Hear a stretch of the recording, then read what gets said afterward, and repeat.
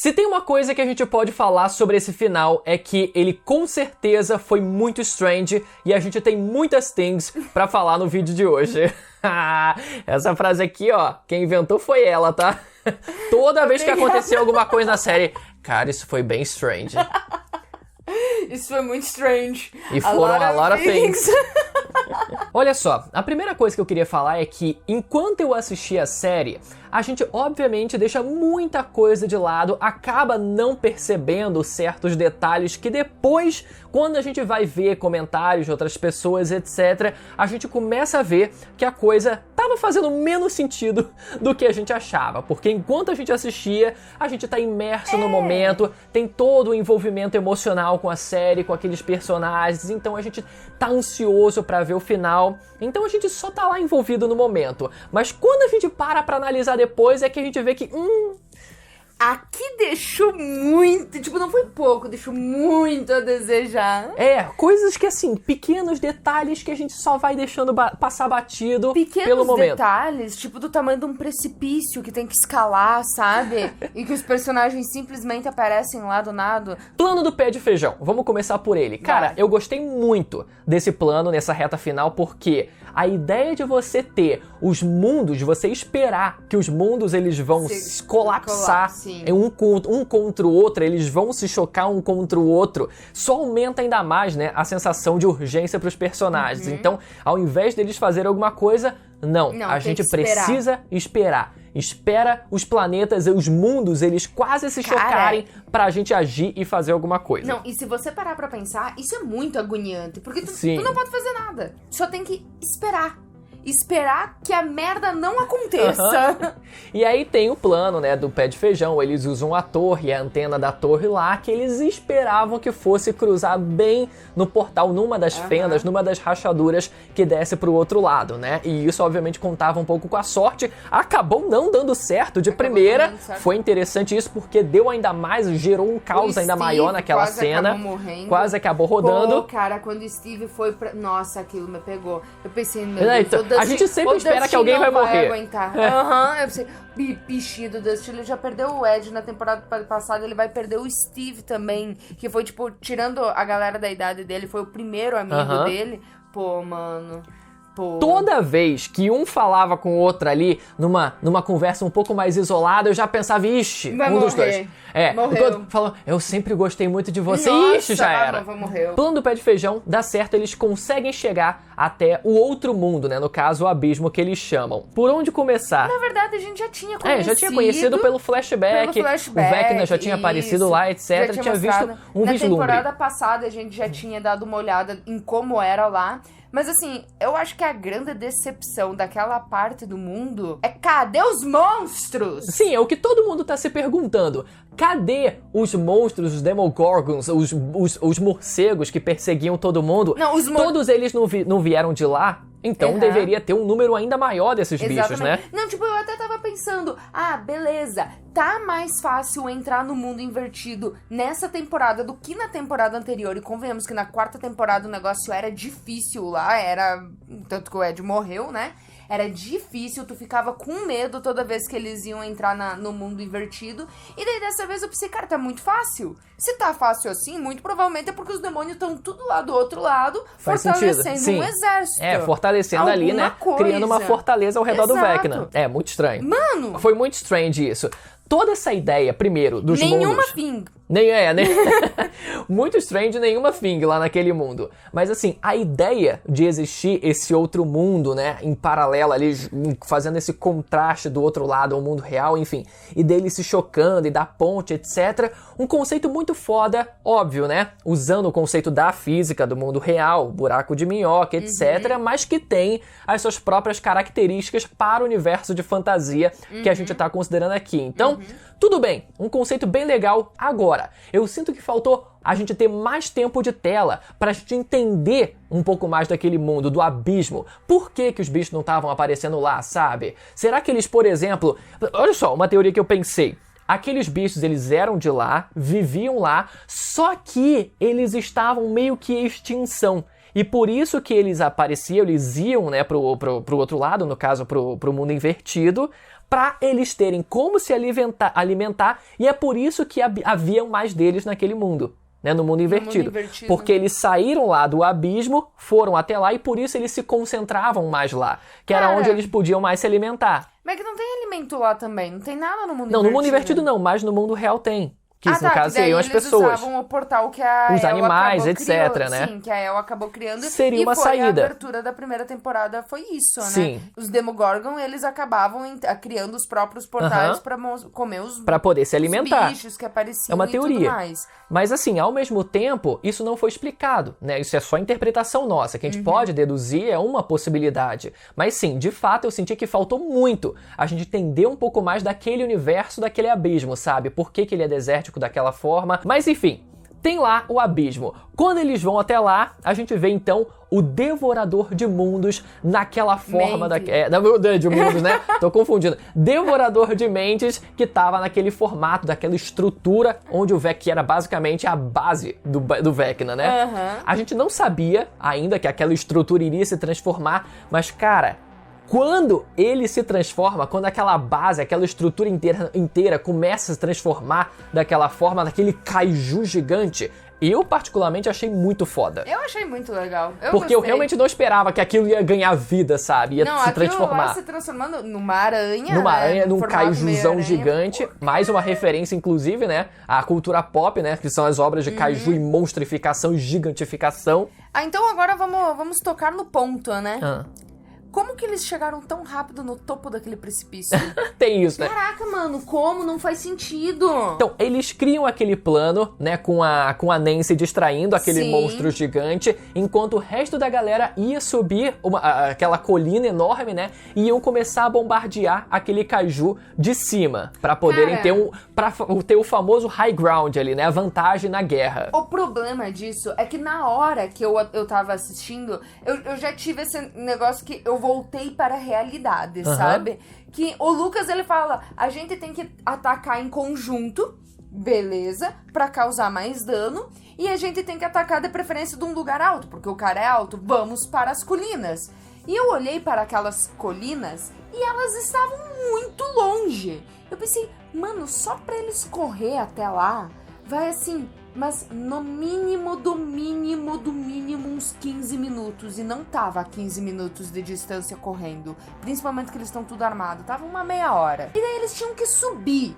Assim, se eles tiveram que escalar, vai mais algumas horas. Cara, pra mim, na verdade, era impossível que eles escalassem aquilo. Impossível, não era nível escalada profissional aquilo. Cara, devia ter uma escadaria lá, alguma coisa assim pra eles conseguirem subir tão rápido, porque não tem como. E daí como que eles iam conseguir correr até lá, subir no negócio, enquanto a Nancy foge de um monstro gigante que, teoricamente, é super rápido, que vai dar uma passada e já vai chegar na Nancy. Mas a Nancy é mais rápida. Não, mas você tem que... monstro gigante. Mas você tem que confiar nas lacunas. Pô, mas é muita lacuna pra confiar, cara. Foi a Eleven, eu falei pra você antes da gente gravar. Foi a Eleven que chegou assim e levitou todo mundo e jogou ela lá pra cima. Ela, jogou geral pra cima. Lutando lá com o Vecna, ela pensou, eu tenho que levar a galera. Levou a galera junto, sabe? Porra, ela tá com uma pedra gigante naquele monstro. Se ela pega uma pedra com todo mundo embaixo e taca pra cima, eles sobem lá pro topo. Eles sobem rapidinho, daí faz muito sentido. Faz todo sentido. Faz todo sentido. Mas pior que na hora que eu tava assistindo, pelo menos eu tava adorando. Mas eu ainda assim fiquei tipo, cara, vocês subiram muito rápido aqui. Sim, a própria Eleven também, né, que ainda assim tem os superpoderes dela, ela, quando ela diz que vai pro outro mundo, vai pro abismo, ela diz que vai escalando, vai pulando com os poderes dela aquelas pedras que estavam flutuando. Aquilo também não foi mostrado, foi super rápido, de repente ela já tava lá, sabe, já tinha ultrapassado, chegado no abismo, corrido todo o trajeto pra chegar ao ponto de salvar a galera. Mas é que não era tão alto que ela tinha que subir dessa vez. E depois ainda tem que caminhar todo aquele trajeto dentro do abismo. Mas daí ela tem superpoder. Esse monstro que eles derrotam, né, esse kaiju devorador de mentes, nesse caso, que tava nessa forma, foi exatamente a mesma estratégia que eles usaram na terceira temporada. Pra derrotar o mesmo devorador de mentes, né, só que naquela outra forma de carne dele um pouco menor. Foi a mesma coisa. Era um monstro, um bichão gigante, poderoso, forte pra caraca, que eles subiram e começaram a bombardear de cima. Naquela terceira temporada, muita gente agora pode dar uma de saudosista, mas eu particularmente não comprei a vitória dele já naquela época. Sério? Eu gostei. Por quê? Eles ficaram bombardeando o bicho, só que o bicho não fazia absolutamente nada. Ele poderia ter simplesmente reagido e dado uma porrada e destruído todo mundo ali, sabe? Uma patada dele já derrubava todo mundo lá daquele andar. Então aconteceu exatamente a mesma coisa aqui, só que numa escala muito maior. Muito maior. Eles subiram, foram para um lugar mais alto e começaram a bombardear. Só que nesse caso, como tava uma série de efeitos, era o clímax da série, porra, uma explosão pra lá e pra cá e tal, eu tava até um pouco mais envolvido. Então foi legal de ver todo o clímax deles atirando um monte de coisa em cima do monstro. Sim. Mas foi exatamente a mesma coisa. O monstro só apanhando quando ele poderia ter só dado uma porretada naquela muralha inteira e tudo aquilo ia pra baixo. Sabe o que eu acho que foi vacilo, na verdade, desse monstro gigante do Devorador de Mentes?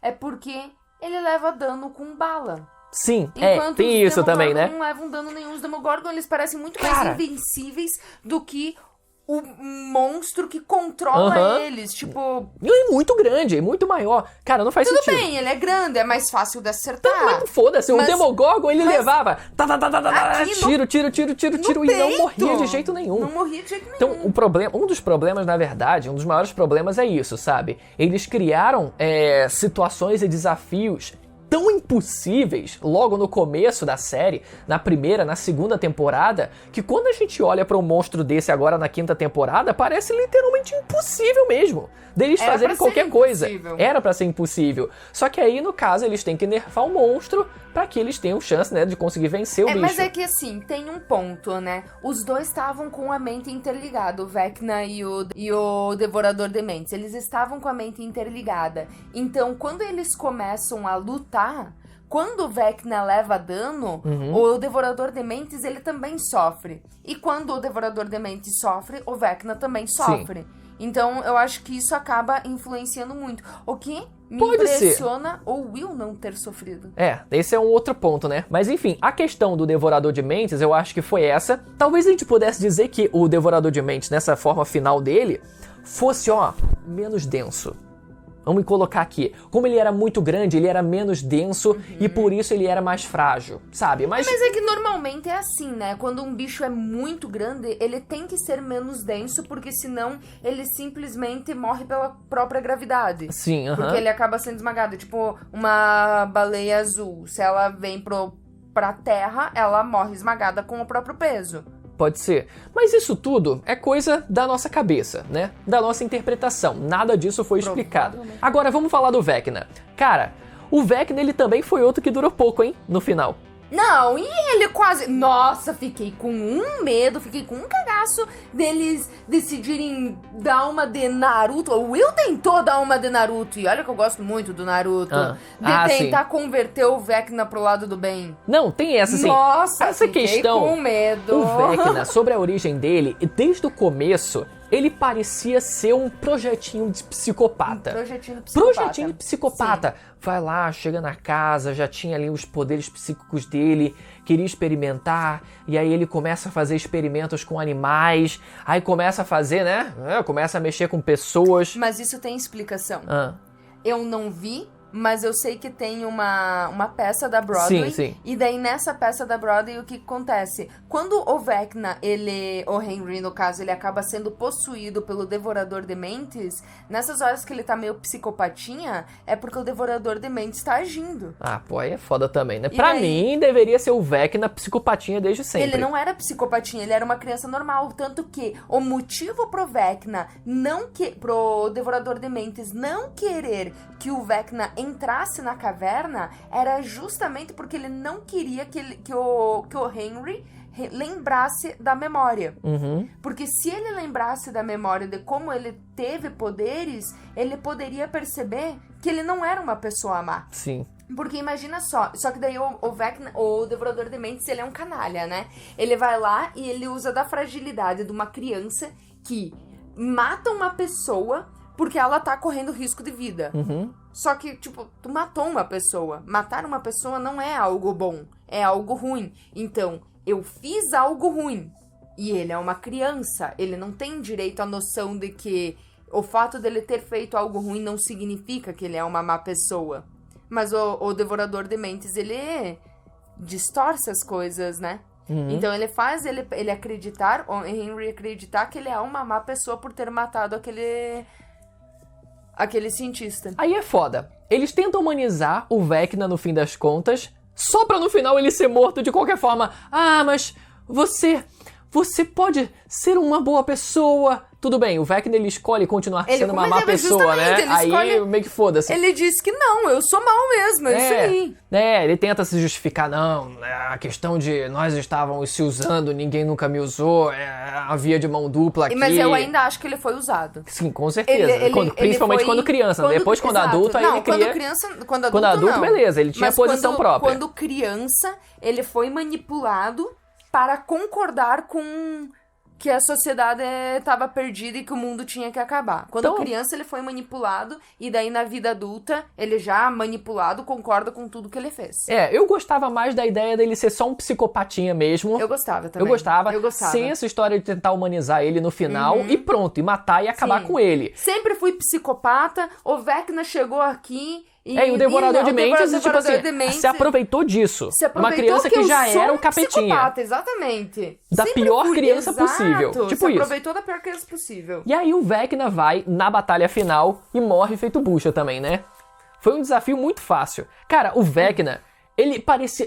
aquela pose toda, ele parecia muito impossível. Ele contra o exército dos Estados Unidos, cara, tanque de guerra, lançando fogo contra ele parando fogo, jogando pra lá e pra cá, com telecinese. E aí, nessa temporada, ele tenta parar a criançada lá, né?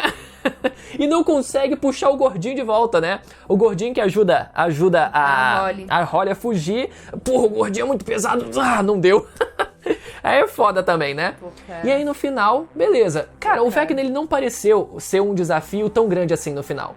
Essa é a verdade. A Holly no final, naquela hora da lembrança, ela dá uma negociada na cara do Vecna. Sim. E ele só, tipo, fica puto, arremessa ela pro lado. Rasga a cara dele. Com a cara rasgada e vai ver a própria memória. E é isso. Olha, eu só sei que foi muito foda o Will ajudando a Eleven, porque, cara... O Will ali... Não, isso aí foi foda pra caralho. Caraca, que Vou te falar. Top. O Will usando os poderes de telecinese dele nessa temporada foram extremamente mais fodas e impactantes do que a Eleven usando o poder dela em qualquer momento dessa temporada também. Sim. Ela parecia que não queria atuar mais. Tem essa questão, depois a gente pode falar mais sobre isso, mas assim, óbvio, existe o fato também de quando o Will ele usa os poderes dele não ser algo que ele usa o tempo inteiro, né? Não é algo como a Eleven que pode usar a qualquer momento, ele usa de forma mais momentânea, de forma mais isolada. Até porque o poder dele é apenas o acesso à mente coletiva. Sim. Ele não é uma Eleven 2. Tem os efeitos dos olhos dele que também deixam ele muito foda. Mas, cara, a atuação, a intensidade no olhar dele ficou muito foda quando ele usa o poder dele. Muito mais do que a Eleven. E ele ajudando a derrotar o Vecna com a Eleven também foi muito foda. Agora, a mãe do Will chegando pra dar o golpe final também foi outra coisa de louco. Inesperado. E, principalmente, ela cortando a cabeça do Vecna com um machado foi ainda mais foda pelo fato do Vecna ele ser totalmente composto de raízes, de vinhas, e ser praticamente uma árvore viva, sabe? Então é como se ela literalmente tivesse cortando uma árvore, cortando mal pela raiz, literalmente. Então isso foi interessante. E sem dó, meu amigo, pá! Cara, eu achei muito bonita a cena de cada machadada que ela dava, o pessoal lembrando do quão mal aquele ser fez pra todo mundo. Tipo, não é pra você ficar com dó do vilão. É pra você desejar a morte dele, porque ele é vilão, ele é o mal encarnado. Tipo, é pra não deixar dúvida pra ninguém. Ó, ele fez isso, isso e isso. É por isso que ele tá levando cada machadada que ele tá levando. Mas de novo, assim, o Vecna pra mim ele não foi um desafio tão grande nessa batalha final, sabe? Em outras batalhas ele foi um desafio tão perigoso quanto, mas dessa vez a gente não viu uma grande cena de batalha contra ele. Sim. Mas enfim, sobre o final então da Eleven, vamos falar sobre isso? E aí, tu acha que ela morreu mesmo? Ou cara, é óbvio que não morreu, óbvio que ficou vivo, sabe? É óbvio que a série fez isso pra fazer a gente acreditar, óbvio, num final feliz, mas porque provavelmente foi o final mesmo. Provavelmente foi o final dela mesmo. Sim, eu acho que sim. Eles só não quiseram assumir pra também gerar discussão na internet, pra também não comprometer demais, não botar a mão no fogo, pra também não descartar o final que eles se comprometeram a fazer com a morte dela. Eles teriam um culhão de matar ela mesmo? Não, né? Porque eles não fizeram. Não fizeram, é boa. Quiseram deixar na dúvida, sabe? Eles queriam causar um final impactante com o sacrifício e a morte da Eleven, mas, pô, ao mesmo tempo é muita sacanagem com o público, né? Vamos tentar fantasiar, imaginar um cenário onde tudo deu certo, onde tudo deu quase certo, né? Quase tudo, exato. Deu tudo. Agora, se foi uma pessoa que sofreu com a morte ou não da Eleven, é o Hopper. Coitado, mano. Cara, coitado, mano. Ele não merecia isso. Não Olha, merecia. é até estranho, né? Não, e não faz sentido ele tá lidando tão bem. Sim, Não, era pra ele ter sofrido. Não faz, ele tava o tempo inteiro, todas as temporadas. Daí, até na 4ª temporada, quando ele se reencontra com a Eleven, é tipo, ele fala o quanto ela cresceu e tudo mais, e tu pensa, nossa, na 5ª temporada eles vão lutar juntos. Eles até lutam juntos, mas não é porque ele quer. É porque a Eleven simplesmente aparece no mundo invertido. Porque o Hopper tá o tempo inteiro, ó, pra trás de mim, criança, pra trás de mim. Eu te protejo. E ele não confia nela. Sim. Nossa, cara, ele é muito vacilão. Durante o drama tempo. da 2ª temporada voltou pra 5ª temporada e eu não gostei. Acho que da 3ª temporada, né? Da 2ª ela fica esquecida. Da 3ª temporada, isso aí. Mas na 2ª temporada também, né? Exatamente, na 2ª temporada também. Cara, esse é um ponto da temporada a ser criticado na 5ª temporada inteira, na verdade, né? A perspectiva do Hopper, que deveria tratar a Eleven já como uma adulta, como uma adulta, e ele não faz isso. Ele ele permanece como aquele cara chato e chiliquento e super protetor a 5ª temporada inteira, exatamente como ele era na 2ª temporada. Tipo, ele não como ele teve fez na evolução 2ª do temporada. personagem. Parece que ele regrediu completamente. Sim, ele não evoluiu. Tudo bem, os problemas que eles precisam lidar também aumentaram. Então, isso deixa ele, obviamente, mais preocupado. Assim, beleza. Né? Mas, ao mesmo tempo, faz parecer que nada foi pra frente. Pois é, mas, por exemplo, a Senhora Biles, ela pelo menos evoluiu como personagem. Com certeza. A relação dela com o Will, puta que pariu. Pô, ela ainda tava preocupada, mas o Will foi lá e botou o pau na mesa e falou, não, mãe, eu não sou mais uma criança. Eu sou um adulto, eu discordo do seu plano, eu acho que o meu plano vai dar mais certo do que o seu, e a gente vai sim colocar em prática. Enfim, falou um monte de coisa sem aumentar o tom lá naquela cena deles dois conversando, né? No carro, se eu não me engano. Foi no carro, né? Conversa de adultos. Foi lá, não precisou levantar o tom, não foi chiliquento, impôs a opinião dele, e ela foi lá, caraca, o meu filho agora é um adulto.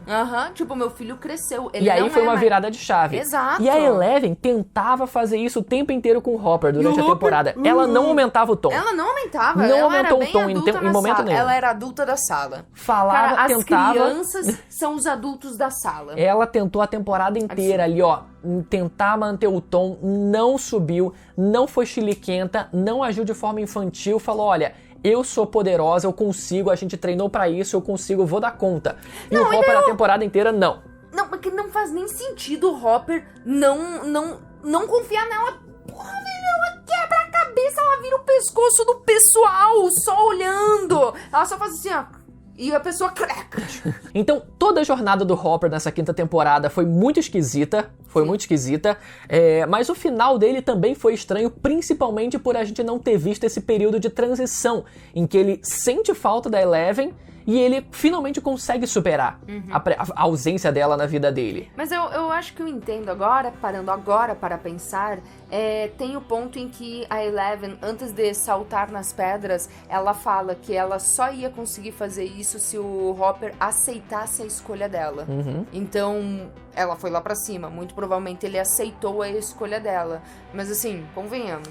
Pra um cara que sofreu tanto, ele sofreu bem pouco pela morte da Eleven. Foi a impressão que passou pra gente. Provavelmente ele sofreu muito depois do final da história, né? Naquele intervalo de 1 ano e meio. Mas não foi mostrado pra gente. Então isso que a gente acabou sentindo falta. Cara, sobre o final da Eleven, ou eles teriam tomado a decisão mais radical, que seria a morte dela, né? No caso, teoricamente, foi isso que aconteceu.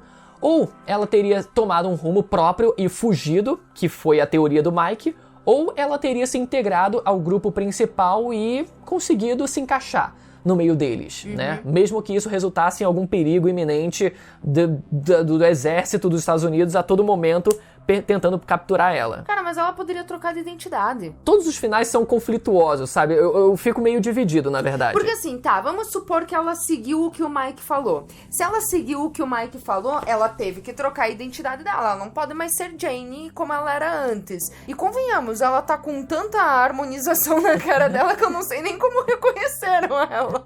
Eu não sei nem por que eles estão preocupados, né? Ela já tá tão botoxada, cheia de preenchimento labial na cara, que eles não sei nem como reconheceram ela nessa quinta temporada. Exato. Não, essa aqui não é Eleven, não. Era outra garota. Essa aqui não é, não. É outro experimento aqui. Isso aqui tá estranho.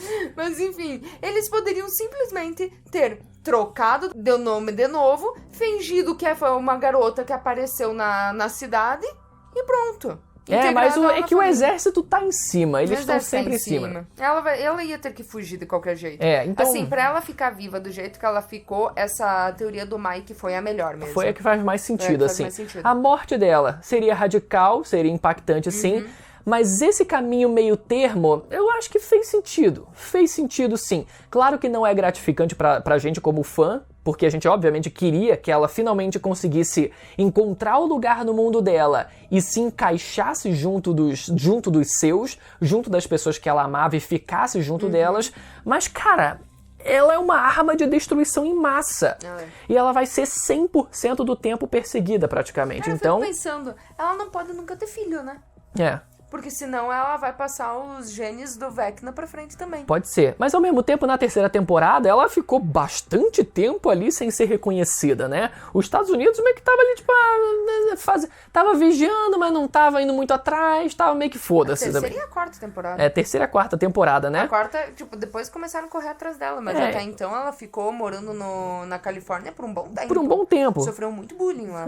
Tudo bem. Mas assim, sei lá, cara, eu fico meio dividido. Óbvio que eu queria que ela se encaixasse. A jornada toda da Eleven durante a série inteira era pra ela finalmente aprender a conviver, a viver em sociedade, encontrar o lugar no mundo dela e conseguir viver em paz, sabe? Aprender a viver em sociedade, algo que foi tirado dela quando ela era criança.